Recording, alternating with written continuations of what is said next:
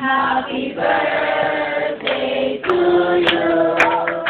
Happy birthday to you. Happy birthday. Happy birthday. Happy birthday to you.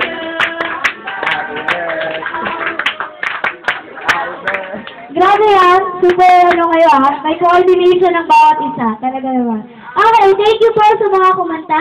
Ate Shine, bago niyo po i-blow ang inyong candle, any message na nanggagaling po sa inyo?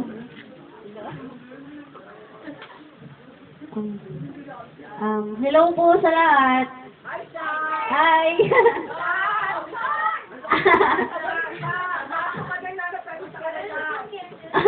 Oh, bakla, miss ko na kayo.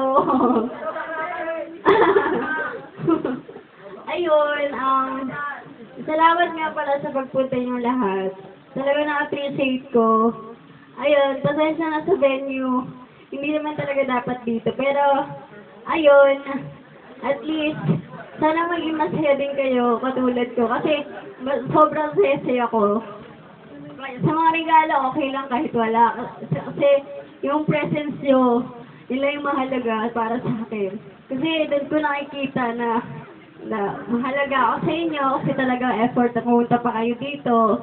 Ayun, maraming salamat po sa lahat. And, ayun, wala akong masabi basta sobrang saya ko po talaga. And, ayun, basta, sa lahat ng classmates ko, and sa churchmates ko, ayun, miss ko na talaga kayo. Ito nga nagpapagaling. Kahit minsan, di ko naiinom yung gamot. Kasi nasusuka ako minsan. Ayun, pasensya na kayo kung ganito naging katawan ko. Kayo pa naman magkasakit po ng 3 weeks. Pero ayun, papataba ako, yun. Mga gustong muna dyan. Ayun lang, basta maraming salamat po. And sa mga tumulong po para mapaganda po ito, itong birthday ko, maraming salamat.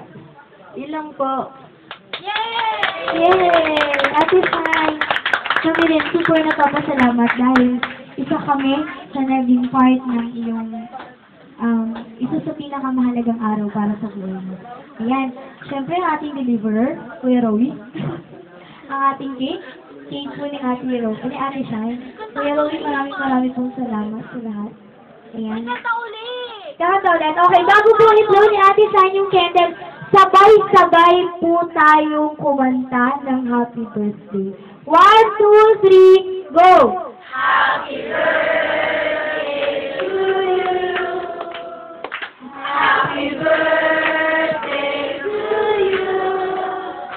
Happy birthday, happy birthday, happy birthday to you.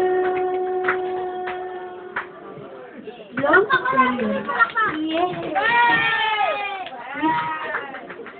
Ayan!